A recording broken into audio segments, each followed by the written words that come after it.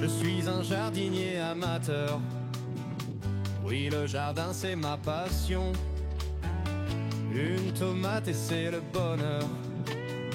Je fais ça depuis des saisons. Et si tu veux la cultiver, il suffit juste de m'écouter. Allez viens, on va la planter. Elle nous donnera des tonnes en été. Plante ta tomate, cultive ta tomate, crée une vidéo sur YouTube. Je suis un jardinier amateur. Oui, ma chaîne c'est ma passion. Tant de variétés à collectionner. Allez viens, on va les semer. Une grelinette pour aérer le sol. Regarde tous ces vers de terre. Allez, il est temps d'aller dans la serre et de sortir nos plantoirs et nos râteaux. Et tu pourrais y planter des piments et pourquoi pas des potirons.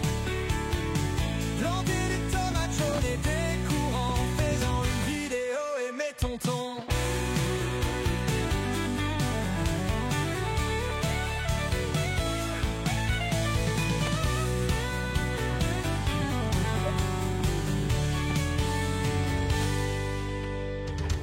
Une grelinette pour aérer le sol. Regarde tous ces vers de terre. Allez, il est temps d'aller dans la serre et de sortir nos plantoirs et nos râteaux. Et tu pourrais y planter des piments et pourquoi pas des potirons. Planter des tomates jaunes et des courants. Faisant une vidéo et mets ton ton.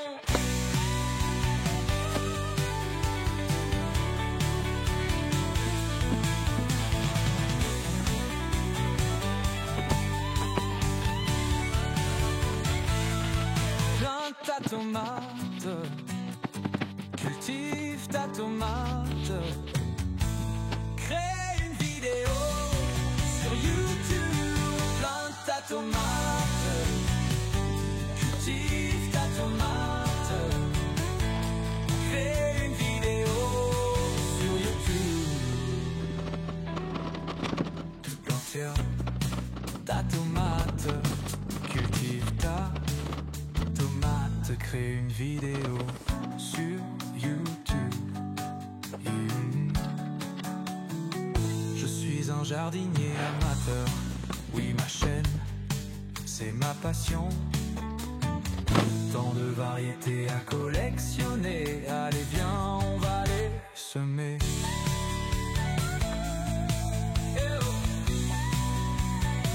Allez viens, on va les semer.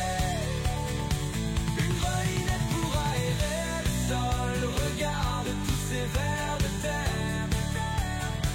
Allez, il est temps d'aller dans la serre et de sortir nos plantoirs et nos râteaux. Ouais, tu pourrais y planter et pourquoi pas des potirons. Bonjour et bienvenue sur la chaîne La Graine du Jardinier Amateur. On se retrouve aujourd'hui pour une nouvelle vidéo. Alors dans cette vidéo aujourd'hui, vous voyez que je suis pas dans mon jardin, je suis en voiture. Je vous emmène avec moi, on va à la déchetterie.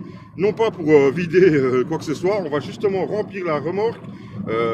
On a trouvé à la déchetterie où on vendait du compost pas très cher, hein, du compost que eux font là-bas, qui recyclent grâce à tous nos déchets verts. Donc on va en chercher, je vous emmène avec moi. Dans cette vidéo, vous allez voir aussi le résultat de la fabrication du presse-mode que j'avais fait manuel. On va voir un petit peu ce que ça donne, les résultats, et vous allez voir un petit peu tout ça. On va voir aussi un petit peu là où on est, les semis de tomates, parce que j'ai fait les semis de tomates il y a une dizaine de jours, 15 jours presque maintenant. On va voir où ça en est.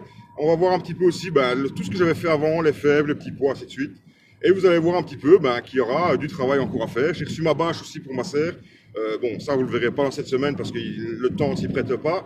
Il y a trop de vent pour mettre la bâche. Mais la semaine prochaine, à mon avis, on va pouvoir mettre la bâche et on pourra filmer et vous aurez tout ça en vidéo. Allez, on se retrouve à la déchetterie. Je vous emmène avec moi. Je vous montre un petit peu comment ça se passe. À tout de suite.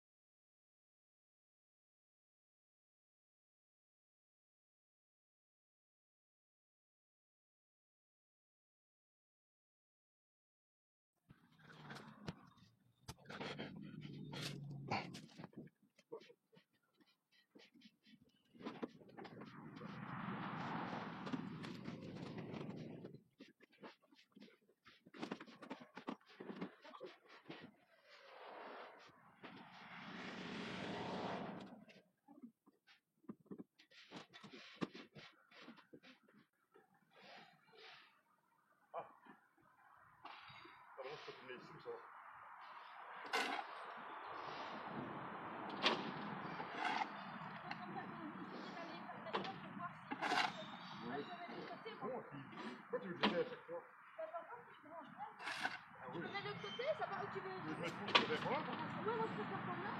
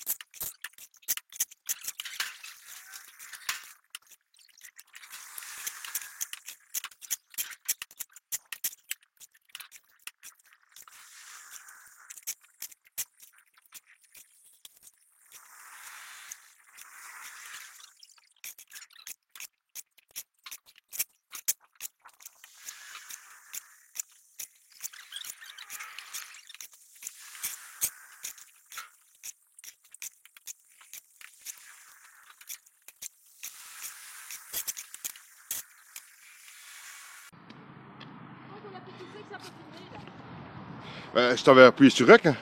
Ouais. Voilà les amis, petite remorque de fête. Voilà, ça a pris quoi? 15 minutes maximum? Même pas. Ouais, 15 minutes. Voilà les amis. Une remorque comme ça, c'est 13 €. Je vous montre les prix. Les prix sont là. 13 €. Allez, on va payer.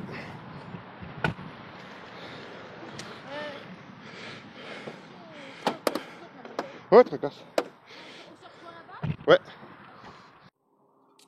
Voilà, on est arrivé. Maintenant, eh bien, qu'est-ce qu'on va faire? On n'a plus qu'à décharger cette remorque là-bas sur la bâche. Hein. Et puis, bon, ben voilà, hein, comme on a fait la première fois que vous avez vu dans l'intro de cette vidéo. Allez, on est reparti. Et puis, on fera sûrement encore un dernier voyage aujourd'hui à la déchetterie pour aller chercher encore une remorque. Allez, à tout de suite. Voilà, après avoir passé à la déchetterie, récupéré du compost, vous avez vu on l'a où on le stocke. Maintenant, ben, après la vidéo, je vais aller l'étaler un petit peu. On va passer un petit coup de grelinette, on va mettre ça dans la serre. On a déjà mis une petite partie dans le potager. On va passer un coup de grelinette dans la serre pour mettre le restant. Et ensuite, on utilisera encore une partie pour mettre sur une bâche qu'on a pour l'instant occultée. On a mis une bâche occultante pour faire mourir la pelouse. Et ensuite, on travaillera bien sûr un lit de compost, comme un peu comme Charles Doding. Je vous mettrai un lien sur cet youtubeur et surtout jardinier maraîcher qui utilise cette technique depuis très très longtemps, où il ne cultive que sans travail du sol et uniquement sur du compost qu'il fait lui-même et qui fait venir aussi dans sa ferme chaque année. Et donc ça permet de ne jamais travailler son sol, ne jamais devoir utiliser ni de bêche ni rien du tout. On va essayer cette technique-là sur la partie du sol, puis parce que bon, c'est une ressource qu'on peut avoir facilement ici maintenant grâce à un abonné que je remercie encore, qui m'a signifié qu'on pouvait avoir ça dans notre région. Donc j'en profite. Une fois que je ramène une remorque, c'est 13 €. Ouais, c'est pas très très cher. Hein. Quand vous voyez un sac de terreau, c'est déjà quasiment le prix de 13 € maintenant. À l'heure actuelle, les prix flambent dans tout. Dans cette vidéo, je vais vous parler aussi, je vous l'avais promis la semaine passée, la dernière fois de cette dernière vidéo qui date déjà de 15 jours, du presse-mode que j'avais fabriqué. Voilà, je vais vous montrer, il est ici. Voilà, vous donner un petit peu mon premier sentiment de presse-mode que j'ai fait. Alors, pour commencer, j'ai voulu faire des mottes de 10 par 10, c'est beaucoup trop grand. Après réflexion et après renseignement, après mon ami Didier, en fait, il ne fait pas des mottes de 10 par 10, il fait des mottes de 7 par 7,5 par 7,5. Je me suis renseigné pour pouvoir, là où il achetait ses mottes, en fait, là où il achète ses mottes, ils m'ont confirmé que c'est 7,5 par 7,5 sur, je crois, 7 de hauteur. Donc voilà, c'est pas 10 par 10. 10, c'est beaucoup trop grand. C'est trop facilement, enfin, du moins si on les fait manuellement, c'est beaucoup trop friable, fragile. Si maintenant c'est fait avec des presse-mottes motorisées et sûrement hydrauliques, c'est sûrement beaucoup plus pressé et à mon avis la motte se tient mieux. Mais quand nous on veut faire ça manuellement, c'est beaucoup trop grand. Seconde chose, il faut beaucoup de manipulation et ça prend un temps fou de faire toutes ces mottes. Donc en fait, au lieu de gagner du temps, on en perd énormément et c'est pas le but. Maintenant, si on a quelques mottes à faire, c'est faisable. Il y a moyen de le faire. Mais je ne vois pas en fait l'utilité de faire 10 par 10, c'est beaucoup trop grand. Je me suis rendu compte. On a utilisé, on a fait des mottes. J'ai fait un plateau complet qu'on a mis là. On a mis des graines dedans et on va voir ce que ça donne. On verra, on teste. Pour info, les dimensions de mon presse-motte à moi ici. Ils font 40 cm de 5 carrés, donc 40 sur 40. J'avais mis, vous voyez ici, à chaque fois, tous les 10 cm, eh bien, un morceau, je les avais mis un morceau de marqueur, noté, voilà. Et ensuite, je prenais une latte que je mettais de gauche à droite. Et qu'est-ce que je faisais? Je prenais une spatule de peintre ou de plaquiste, et je venais découper ma motte comme ça. Ensuite, qu'est-ce que je faisais? Le seul souci, c'est que pour les retirer, il faut absolument démonter une partie du presse-motte pour pouvoir les récupérer par le bas, par exemple, pour faire un système de spatule par en dessous, comme une tarte, comme on prendrait un morceau de tarte, pour pouvoir les poser ensuite dans des plateaux. Donc pour moi, c'est pas très idéal. On va le garder. On fera peut-être des mottes un peu plus petites. On fera un test avec des mottes un peu plus petites plus tard, peut-être. Un test pour rien. Et voilà. Mais j'abandonne pas l'idée. Mais c'est pas un succès. C'est pas ce que je voulais. C'est pas quelque chose. Je pensais que ce serait beaucoup plus facile. Mais c'est pas facile du tout. Donc qu'est-ce que j'ai fait cette année-ci? Les tomates. Puisqu'on a fait les tomates la semaine passée. On les a faites en motte. Mais en motte avec la motte Temu. Vous savez, le presse-motte que je vous ai présenté de chez Temu. Voilà, il est toujours là. Hein. Voilà, il est toujours là le presse-motte. Bien sûr, bien nettoyé. Hein, toujours. Mais tout s'est fait parfaitement. Les mottes sont là. On a tous les bacs qui se retrouvent ici. On a fait... attendez, je ne sais plus combien est-ce qu'on a fait. Tiens, combien est-ce qu'on a fait de mottes, plus ou moins? Il y en a 40 par grand et 16 par petit. Donc on a fait 40. Donc là, il y a plus ou moins... Oui, ça fait 40, ça fait 320. Ouais, on a fait plus de 300 mottes en fait ici, 300 mottes, donc 300 plants de tomates qui sont plus ou moins faits. Bon, tout n'ira pas au potager, hein. Il y aura des réussites, il y aura des ratés, et puis bon, ce qui reste, soit on les offrira, soit on les revendra, soit on les donnera, soit ça ira au compost. Ouais, voilà, donc on a fait des tests, tout se passe bien avec les mottes. Bon, ça n'a pas encore levé, c'est normal. Cette année-ci, il n'y a pas de chauffage là où on a fait nos tomates. D'habitude, les tomates, je les fais toujours à la maison. Température de 20 degrés minimum. Le soir, allez, commence à dire ça descend 17. Et la journée en 20, 21. Ici, cette année-ci, on a décidé de faire tout en serre. Et donc, la serre, la nuit, ça gèle pour l'instant. Là, une semaine où il a gelé tous les jours à -2, -3. Ça restait plus ou moins hors gel ici dans la serre, mais voilà, les tomates pour germer, elles ont besoin d'avoir une température, on va dire constante, de minimum 15-16 degrés, ça c'est le minimum par exemple, mais constante tout le temps pour pouvoir germer. Donc on annonce une température un peu meilleure à partir de ce week-end. Les températures sont pas excellentes à l'extérieur, mais dans la serre il fait tout de suite entre 15 et 25 degrés le matin jusqu'à la fin de la journée. Le soir, il fait encore un peu frais, mais on va faire lever les tomates comme ça. Ensuite, bien sûr, on aura du retard, mais le retard sera très vite rattrapé. De toute façon, on court après rien du tout. Hein, on a le temps, hein, l'été va être assez long, il va être comme chaque année. C'est la même distance, donc on n'a pas besoin de courir après rien du tout. On n'est pas maraîcher, on n'a rien du tout, donc on veut juste avoir de la tomate en été, et c'est ce qui va se passer. Donc il n'y a pas besoin de courir plus vite que la musique. Et on va faire ça tranquillement, on va attendre que ça lève tranquillement, et ensuite voilà, on fera comme d'habitude. S'il faut réempoter, on réempotera, et ensuite on les mettra bien sûr sous serre. De toute façon, la serre, elle n'est pas encore prête, donc on y va petit à petit. Pour le reste, bon, je peux vous parler un petit peu du reste. On va voir un petit peu derrière nous. On va parler de ce qu'il y a eu dans la serre, de semer dans la serre. Par exemple, vous voyez qu'il y a eu les plants de salade qu'on avait achetés en jardinerie, qui se passe pas trop mal, ça se développe.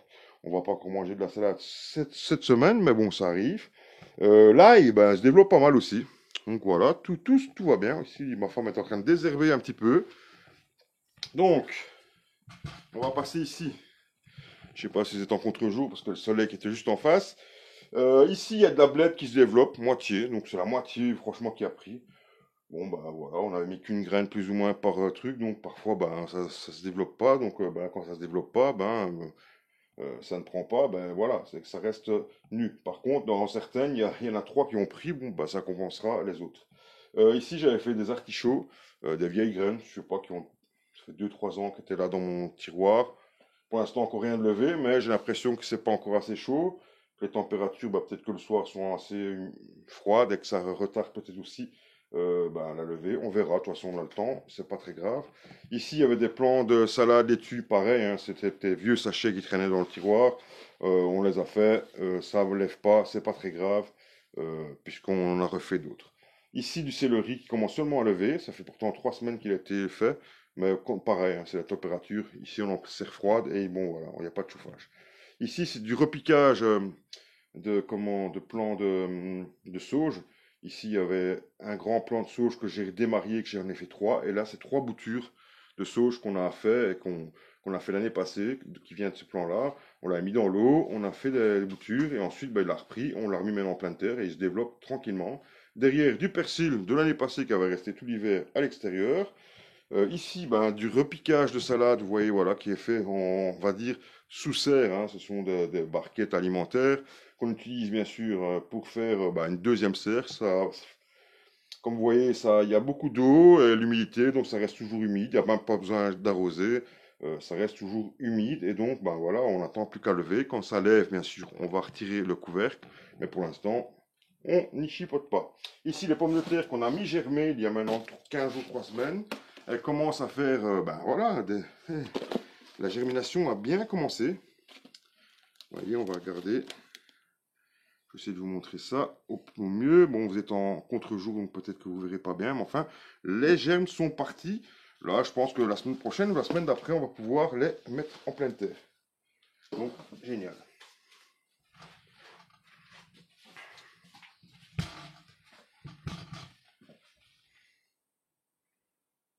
On passe ici aux autres semis qu'on avait fait ici dans la serre. Ce sont les petits pois. Les petits pois, bon, ben, presque réussis à 100% quasiment. Il y en a encore certains qui sont seulement en train de lever, mais bon, tout se lève.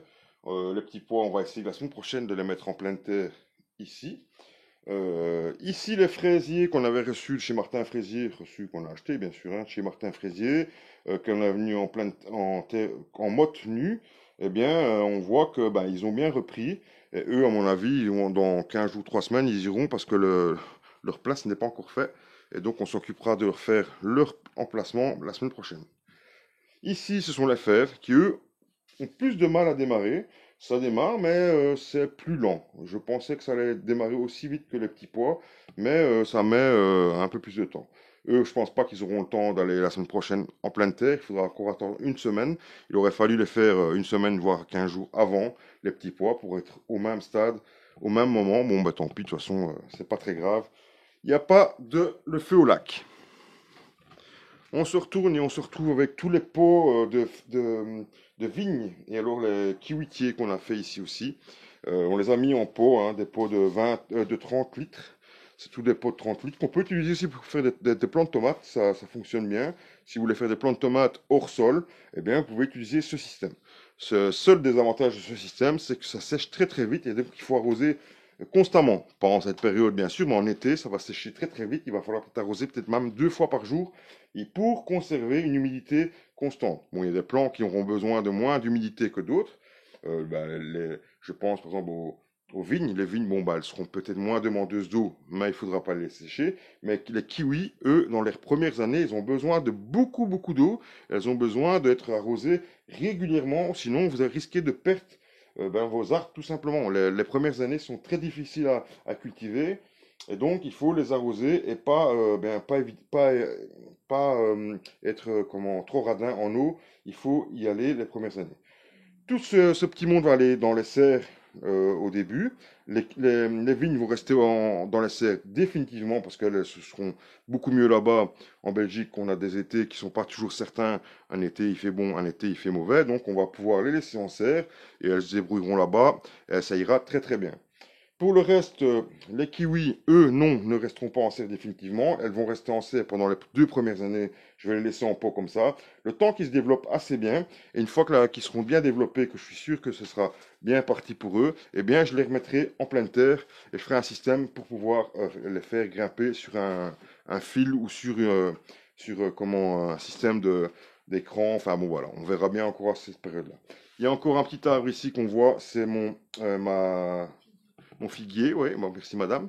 C'est mon figuier, lui très petit parce que bon bah voilà, il vient, on voit qu'il commence à faire des figues, mais ça je vais les retirer parce que je veux pas qu'il fasse de fruits, je veux qu'il se développe cette année-ci, donc les fruits, il faut les retirer, c'est mieux parce que sinon il va se concentrer sur les fruits et il va pas grandir. Moi ce que je veux c'est qu'il grandisse, donc tout ce qui est fruits, on enlève, c'est pas le moment de faire des fruits, il aura le temps bien plus tard de faire des fruits.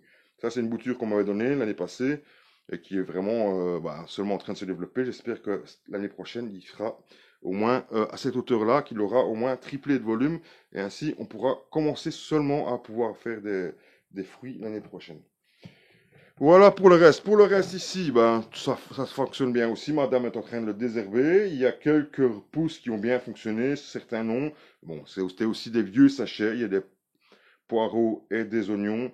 Certains oignons sont limites, enfin voilà, ça démarre, mais enfin c'est pas grave puisqu'on a acheté des bulbis et qu'on les a déjà plantés. Il y a des radis, ça commence seulement à se former, et des poireaux qui commencent aussi à se former. Voilà, on fait un petit désherbage parce que c'est le moment, c'est même temps. Et puis voilà. Bon, qu'est-ce que je peux vous dire aussi d'autre? Je peux vous dire qu'on va maintenant commencer à charbonner parce que maintenant on n'a plus beaucoup de temps. Je vais me mettre dans l'autre sens parce que je suis à contre-jour. Voilà, donc je disais, qu'est-ce qu'on va faire maintenant? Maintenant, moi, vous avez vu que tout le compost qu'on a ramené, je vais commencer à l'étaler. Je vais devoir me travailler un peu sur la serre. La semaine prochaine, on va placer la bâche de la serre. On va continuer, bien sûr, à aménager la serre, continuer à la préparer. On va aussi préparer le reste pour les plants de fraisier, parce que les plants de fraisier, j'aimerais bien les mettre un petit peu en hauteur. Donc, j'aimerais bien faire une petite construction avec de la maçonnerie. Donc, ça, on va sûrement le faire la semaine prochaine. Ce qu'on va faire aussi la semaine prochaine, c'est aussi s'occuper de mettre tout ce qui est bâche là où il faut pour un petit peu occulter, pour faire mourir les mauvaises herbes. Là, on vous a vu qu'on a déjà mis une bâche, elle est occupée à faire mourir la pelouse, parce que là, moi ici, c'est qu'une pelouse, il n'y a pas de potager. Voilà, les amis, on se retrouve bientôt, bien sûr, la semaine prochaine ou la semaine d'après, pour une nouvelle vidéo. J'ai encore une vidéo à vous montrer aussi sur les arbres qu'on avait fait avec ma petite fille. Je vais essayer de vous la poster parce que voilà, elle est faite, enfin elle est faite. Il faut que je fasse le montage. Et alors, je vous quitte avec un petit plan sur quelque chose. Et si vous savez, dites-moi en commentaire si vous reconnaissez ce que c'est. Ceux qui savent, mettez-le dans le commentaire. Si vous ne savez pas, posez la question et je vous donnerai la réponse la semaine prochaine de toute façon. N'oubliez pas, c'est en semant n'importe comment qu'on récolte n'importe quoi. À très très bientôt les amis. Ciao, ciao.